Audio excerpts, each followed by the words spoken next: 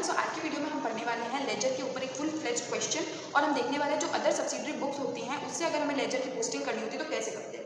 लेकिन इससे पहले हम लेजर के ऊपर 2 वीडियोस अपलोड कर चुके हैं जिसके अंदर हमने लेजर के बेसिक्स पढ़े, उसकी मीनिंग, इंपॉर्टेंस, एडवांटेजेस एंड उसका difference between journal and ledger. And इसके ऊपर हमने इसका पूरा फॉर्मेट देख लिया, डिटेल एग्जाम्पल एंड क्लोजिंग और बैलेंसिंग ऑफ लेजर भी हम देख चुके हैं। ठीक है, तो वो भी आप रेफर करेगा। तो आज का वीडियो हम स्टार्ट करते हैं। ठीक है, तो सबसे पहले हम देखते हैं कि परचेज बुक से हम कैसे पोस्टिंग करते हैं। ये बहुत इजी है, तो मैं आपको डायरेक्टली बुक से ही समझाऊंगी। देखिए, ये परचेज बुक है। परचेज बुक कैसे बनती है अगर आपको नहीं पता है तो इससे पहले हमारे वीडियो हमने ऑलरेडी अपलोड किया हुआ है, वो आप जाके देखिए। तो ये परचेज बुक ऑलरेडी बनी हुई है। इससे हमें अगर लेजर के अकाउंट्स बनाने हैं तो इसमें कौन कौन से अकाउंट्स बनेंगे सबसे पहले हम ये देख लेते हैं। सबसे पहले एक बनेगा परचेज अकाउंट, फिर जितने भी क्रेडिटर्स के नेम है उनका account, Rahul Bajaj account, Ganesh industries account, Vijay Modi account. कितने हो गए? 4 अकाउंट्स ये हो गए। और बनेगा input GST account, input SGST account and input IGST account. ठीक है, सी सबसे पहले बनेगा परचेज का अकाउंट, जितने भी क्रेडिटर्स है उनके अकाउंट और तीनों जीएसटी का अकाउंट। ठीक है, तो इसमें कितने बनेंगे? 7 अकाउंट्स। ठीक है, तो अब देखते हैं। सबसे पहले हम देखते हैं राहुल बजाज का अकाउंट। देखो, राहुल बजाज का अकाउंट अगर हम एंट्री ध्यान में लाए तो एंट्री क्या होगी? परचेज अकाउंट डेबिट और जितने भी GST account debit to Rahul Bajaj Kanpur, Rahul Bajaj account. अगर इसकी हम एंट्री देखें तो एंट्री क्या होगी? Purchase account debit, input CGST account debit, input SGST account debit to Rahul Bajaj account. ठीक है, तो राहुल बजाज में क्या आया? टू राहुल बजाज। तो उसके ऊपर जितने भी डेबिट होंगे वो सारी एंट्री इसके क्रेडिट साइड में आ जाएगी। ठीक है, इंडस्ट्रीज है तो गणेश इंडस्ट्रीज क्या होगा? परचेज अकाउंट डेबिट, कितना परचेज किया है हमने? परचेज किया है 96,000। परचेज अकाउंट डेबिट हो जाएगा 96,000, जीएसटी हो जाएगा, आईजीएसटी हो जाएगा, इनपुट आईजीएसटी 11,520 टू गणेश। तो इसमें ये दोनों amount debit side credit side में आ जाएंगे। फिर विजय मोदी का भी हम देखेंगे तो बाय परचेज बाय आईजीएसटी आ जाएगा। ओके, ये होगा इन तीनों की बारे। फिर इनपुट सीजीएसटी की बात करें तो इनपुट सीजीएसटी में क्या होता है? इनपुट सीजीएसटी तो डेबिट में होता है, क्रेडिट में क्या होता है? क्रेडिटर्स के नाम। तो क्रेडिटर्स में यानी तो टू राहुल बजाज लिख देंगे 15,000। और कुछ है इनपुट सीजीएसटी में तो इनपुट सीजीएसटी में कुछ नहीं आएगा। इनपुट एसजीएसटी में क्या आएगा? टू राहुल बजाज 15,000। ठीक है, इनपुट आईजीएसटी में क्या आएगा? टू विजय मोदी 11,520। ठीक है, एंड जो परचेज बुक है उसमें सिर्फ आएगा ये टोटल अमाउंट, ये वाला विदाउट एक्सक्लूडिंग जीएसटी का अमाउंट, ये वाला आएगा। और उसमें हम लिखेंगे क्या होता है? Purchase account debit to creditors यानी टू साइड आएगा, तो to sundries as per purchase book और ये टोटल अमाउंट आएगा। ठीक है, सबसे पहले राहुल बजाज का अकाउंट है जिसमें हमने सब क्रेडिट साइड में हमने लिख दिया है जितना भी अमाउंट है परचेज का, इनपुट का, सीजीएसटी का और एसजीएसटी का। गणेश इंडस्ट्रीज में भी परचेज का और इनपुट आईजीएसटी का लिख दिया। विजय मोदी है by purchase and by input IGST. I hope आपको ये समझ आ रहा हो क्योंकि हमने बाय क्यों किया? क्योंकि इनका क्रेडिट साइड, इन सबको क्रेडिट किया था हमने, तो ये सारे क्रेडिट साइड में आएगा। इनपुट सीजीएसटी का हमने डेबिट किया तो अमाउंट डेबिट में आएगा ऑपोजिट वाला। इनपुट एसजीएसटी का ऑपोजिट साइड में आएगा टू राहुल बजाज और सेम अमाउंट। इनपुट आईजीएसटी में भी जो क्रेडिटर का नाम है एंड 2 क्रेडिटर्स है तो दोनों का नाम आ जाएगा। फिर परचेज अकाउंट क्या होगा? To sundries as per purchase book और टोटल ऑफ परचेज। ठीक है, सिमिलरली सेल्स बुक में भी कैसे अकाउंट बनेंगे ये देखिए। ये यहाँ पे डेटर्स के नाम है और इसमें हम डेटर्स को डेबिट करते हैं तो टू सेल्स भी डेबिट और जीएसटी भी डेबिट। डेटर्स है सेल्स को डेबिट करेंगे, आउटपुट आईजीएसटी को डेबिट है। डेटर है डेबिट होता है तो सबको डेबिट करेंगे। क्या डेबिट होता है? जो भी अपोजिट साइड में, अपोजिट साइड में क्या होता है? Debtor to sales to output CGST to output SGST to output IGST, तो इन सबको हम डेबिट कर देंगे। आउटपुट सीजीएसटी डेबिट होता है, क्रेडिट होता है तो इसमें डेटर्स को हम क्रेडिट कर देंगे, डेटर्स को हम क्रेडिट कर देंगे। इसमें भी हम डेटर्स को क्रेडिट कर देंगे। अब सेल्स अकाउंट जैसे कि परचेज बुक में था, जो सेल्स की टोटलिंग है वही अमाउंट हम लिखेंगे। सेल्स का होता है क्रेडिट में होता है तो by sundries as per sales book हो जाएगा। अगर हम परचेज रिटर्न बुक की बात करें तो उसमें भी ऐसे होगा। परचेज रिटर्न की एंट्री क्या होती है वो माइंड में ले आएंगे हम। परचेज रिटर्न की एंट्री होती है creditors account debit to purchase return to input IGST to input CGST to input SGST. ठीक है, तो यानी जो क्रेडिटर्स होते हैं वो क्या होते हैं? इसमें डेबिट होते हैं तो सारा अमाउंट जो होता है वो डेबिट में आएगा जो भी अपोजिट में होता है। ठीक है, to purchase return to input CGST to input SGST का पर्टिकुलर अमाउंट। ओसवाल ब्रदर्स ये भी क्रेडिटर्स है, क्रेडिटर्स को हम डेबिट करते हैं तो इसमें भी डेबिट साइड में अमाउंट आ जाएगा जो भी अपोजिट साइड में अकाउंट्स लिखे हुए थे। ठीक है, श्री राम एंड सन्स ये भी क्रेडिटर्स है तो इनके भी डेबिट साइड में आ जाएगा परचेज रिटर्न और जीएसटी। परचेज रिटर्न बुक, ठीक है, तो इसमें क्या आता है? Total amount by sundries as per purchase return book और टोटल का अमाउंट आ जाएगा। परचेज रिटर्न का जो total only purchase return excluding GST. Input CGST, input CGST हमने क्रेडिट किया तो क्रेडिट साइड में आएगा। कौन आएगा? क्रेडिटर्स का नाम आएगा। इनपुट एसजीएसटी इसमें भी क्रेडिट किया था हमने तो क्रेडिट साइड में आ जाएगा। सेम अब हम सेल्स रिटर्न भी देख लेते हैं एंड ये जो चीज़ है वो कंप्लीट हो जाएगी। सेल्स रिटर्न की एंट्री क्या होती है? Sales return account debit, sales return account debit, then output GST account debit, तीनों अकाउंट, तीनों जीएसटी के, टू डेटर्स, ठीक है। तो अब डेटर्स को क्या हुआ, हमने क्रेडिट किया, तो ऊपर वाले जो भी होंगे वो क्रेडिट साइड में आ जाएंगे। डेटर्स है, ऊपर वाले सब क्रेडिट में आ गए, डेटर्स है, ऊपर वाले सब यानी sales return GST credit, debtors sales return creditors, sales return GST credit side, sales return account, sales return में सेल्स रिटर्न का टोटल आ जाएगा, सेल्स रिटर्न डेबिट होता है तो sundries as per sales return book और टोटल सेल्स रिटर्न। आउटपुट से GST क्या होता है, डेबिट हो रहा है तो डेबिट साइड में हम क्रेडिटर का नाम लिखेंगे, आउटपुट एज जीएसटी डेबिट हो रहा है तो हम डेबिट साइड में क्रेडिटर का नाम लिखेंगे, ठीक है। सिमिलरली आईजीएसटी में भी डेबिट साइड लिखेंगे, ठीक है। तो आई होप आपको पोस्टिंग चारों बुक्स की अच्छे से क्लियर हो गई हो। हमें एंट्री माइंड में रखनी है एंड फिर जर्नल एंट्री की तरह उसे हम पोस्ट कर देंगे। बस सिर्फ sales return book, sales return, purchase और सेल्स है उसमें हम टोटल वाला अमाउंट लिखेंगे एंड क्या लिखना है, सन्ड्रीज एज पर डैश में, ठीक है। अब हम इसके ऊपर लेजर के ऊपर एक अच्छा सा क्वेश्चन करते हैं। सबसे पहले हमने टाइम बचाने के लिए हमने डायरेक्ट एंट्रीज ही ले ली, ठीक है। फर्स्ट क्या एंट्री है, cash account debit to capital, यानी स्टार्टेड बिजनेस विद कैश, तो कैश सबसे पहले हम बनाते हैं, देखते हैं हम इसमें अकाउंट कितने बनेंगे, cash account, capital account, furniture account, purchase account, Vishal trading account, Mohan garment account, then purchase return account, then discount received account, sales account, Hero limited account and drawings account, alright. तो ये सारे अकाउंट इसमें बने।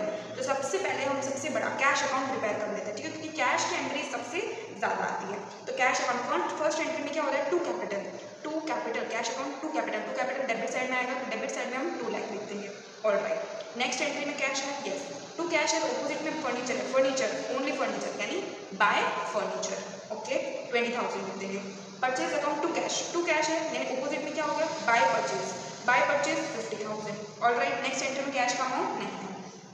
Then direct 14 अप्रैल को क्या लिखा है, Vishal trading to cash to discount receive, to cash का ऑपोजिट में क्या है, बाय विशाल ट्रेडिंग लिख देंगे, अमाउंट कितना लिखेंगे 19,000, opposite account same amount. Next cash to sales, तो टू सेल्स हम डेबिट में लिखेंगे 40,000। फिर 20 अप्रैल को क्या है, drawings account debit to cash purchase, यानी टू कैश अकाउंट यानी टू कैश क्या हो गया, बाय ड्राइंग्स, टू कैश का क्या ऑपोजिट में क्या है, drawings, only drawings, by drawings account कितना हो जाएगा, ऑपोजिट अकाउंट सेम अमाउंट 10,000, ठीक है। फिर क्या बोला, Mohan garment to cash to discount receive, ठीक है, मोहन गारमेंट्स टू कैश आ गया, ऑपोजिट में क्या है, बाय मोहन गारमेंट्स यानी 8,000 आएगा कि 7,800, बाय मोहन गारमेंट्स में आएगा 7,800, ऑपोजिट अकाउंट सेम अमाउंट। तो एक बार हम देख लेते हैं लेजर में हमने कैसा लिखा है, ठीक है। To cash, to capital, to sales, ठीक है, पहले टू कैपिटल आई थी, फिर बाय फर्नीचर, बाय परचेज आई, by Vishal trading, by drawings, by Mohan garment और टू सेल्स, ठीक है। अब देखो हमने बैलेंस करना भी सीखा था। कैश अकाउंट हमारा एसेट है, रियल अकाउंट है, बैलेंस अगर नहीं हुआ मतलब इक्वल नहीं है डेबिट क्रेडिट तो बैलेंस शीट में जाएगा, तो बैलेंस शीट आएगा, बैलेंस शीट कहाँ आएगा, बाय बैलेंस शीट, क्यों, क्योंकि एसेट की टोटलिंग क्या होती है, debit will always be more than credit, तो बाय बैलेंस शीट आती है। ये सब हमारे माइंड में है। यहाँ पे 2,40,000 आ रहा है और यहाँ पे इससे कम आ रहा है, कितना कम आ रहा है, 1,33,200, 1,33,200, तो अप्रैल 30 बाय बैलेंस शीट 1,33,200, ये हमने बैलेंस किया। नेक्स्ट एंट्री थी हमारी कैपिटल की, ठीक है।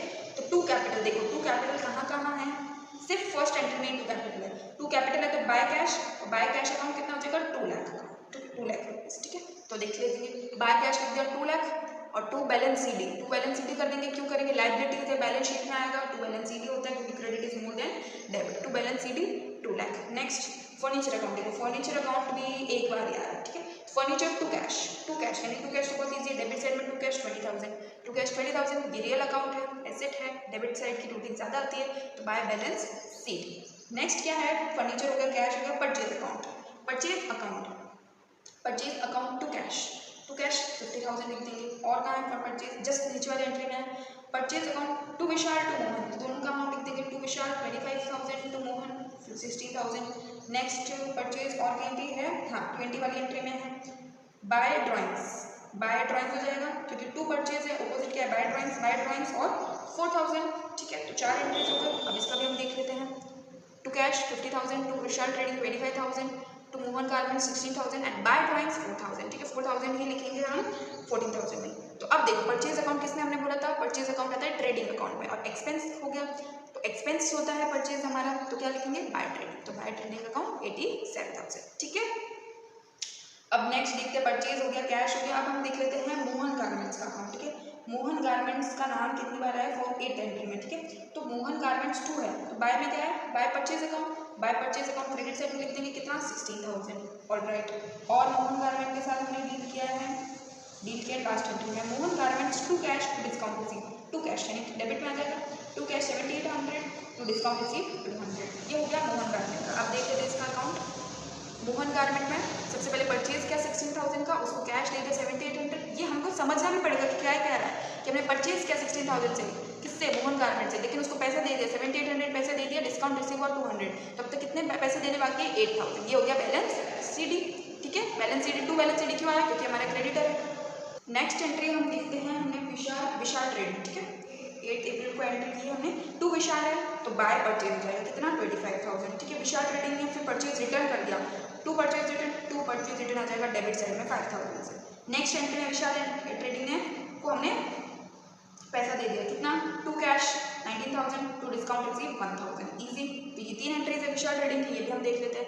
पहले हमने परचेज किया 25,000 का, 5,000 का हमने परचेज रिटर्न कर दिया, टू कैश 19,000 दिया और डिस्काउंट हमें रिसीव हुआ है 1,000। तो ये एंट्री देखो, इसमें क्या होगा, बैलेंस होगा। अब इसमें कोई बैलेंस सीडी नहीं आएगा। हमने बैलेंस सीडी कब आएगा, जब डेबिट और क्रेडिट की टोटलिंग इक्वल नहीं होगी। नेक्स्ट एंट्री है परचेज रिटर्न की। देखो purchase return account to purchase यानी by Vishal trading, by Vishal credit में लिख देंगे 5,000 से। तो इसका एक ही अमाउंट है by Vishal trading 5,000। Purchase return जो है, परचेज जहाँ आएगा वहीं आएगा, परचेज अगर ट्रेडिंग में तो परचेज रिटर्न भी कहाँ आएगा, ट्रेडिंग में आएगा। तो ये क्या होगा, यहाँ पे साइड कम पड़ रहा है तो टू ट्रेडिंग अकाउंट 5,000।